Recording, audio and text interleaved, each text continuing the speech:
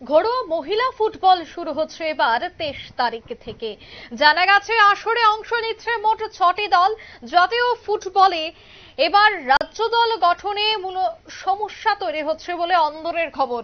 বিস্তারিত জানবো, টেলিফোন লাইনে যুক্ত হয়ে গেছে ক্রীড়া সাংবাদিক বিপ্লব চন্দ্র। বিপ্লব দা, আসরে অংশ নিচ্ছে মোট 6টি দল, কিন্তু সেই জায়গায় জাতীয় ফুটবলে রাজ্য দল গঠনে এবার কি সমস্যা? অন্যদিকে ঘরোয়া ফুটবল শুরু হচ্ছে 23 তারিখ, তবে কোন মাস থেকে শুরু হচ্ছে কি জানতে পারছো?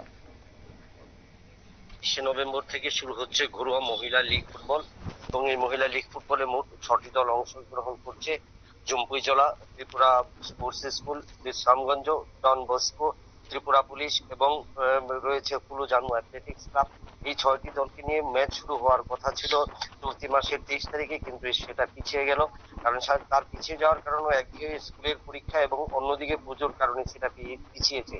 এবং তার পাশাপাশি আরেকটা জিনিস, যে টিয়া ফুটবল, জাতীয় জুনিয়র ফুটবল, সেই ফুটবল টুর্নামেন্ট হওয়ার কথা ছিল 10 নভেম্বর থেকে, কিন্তু 10 নভেম্বর থেকে শুরু হওয়া সেই ম্যাচও কিন্তু পিছিয়ে গিয়েছে এবং সেই ম্যাচ পিছিয়ে গিয়ে আগামী 1 ডিসেম্বর থেকে শুরু হচ্ছে। এবং তার কারণে কিন্তু যে রাজ্য দল গঠনের একদিকে সমস্যা এবং অন্যদিকে টিয়াও ফুটবলের জাতীয় দল গঠনের ক্ষেত্রেও জাতীয় দলের যে শিবিরে ফুটবলারদের বাছাই করার ক্ষেত্রে একটা সমস্যা তৈরি হয়েছে। তবে এরই মধ্য থেকে রাজ্য ফুটবল সংস্থা যেটা জানিয়েছে যে 23 নভেম্বর থেকে টেন্টেটিভলি তারা যে চূড়ান্ত তারিখটা ঘোষণা এখনো করেনি।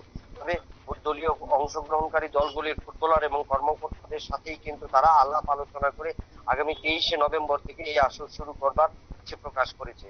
যদিও অতি শীঘ্রই রাজ্য ফুটবল সংস্থা এবং অংশগ্রহণকারী 6টি দলের কর্মকর্তারা সেই আলোচনার বৈঠকে বসবেন এবং এই বৈঠকের পরে সিদ্ধান্ত হবে কবে নাগাদ শুরু হবে রাজ্য ঘরোয়া ফুটবল। অঙ্কিতা, একদমই, ধন্যবাদ। অর্থাৎ 23শে নভেম্বর থেকে শুরু হচ্ছে ঘরোয়া মহিলাদের ফুটবল প্রতিযোগিতা। সেই জায়গায় প্রস্তুতি পর্ব শুরু হয়ে যাচ্ছে। অন্যদিকে 6টি দল গঠন করা হবে বলেই জানা গেছে। নিয়ে নিচ্ছি ছোট্ট একটি বিজ্ঞাপন বিরতির সঙ্গে থাকুন।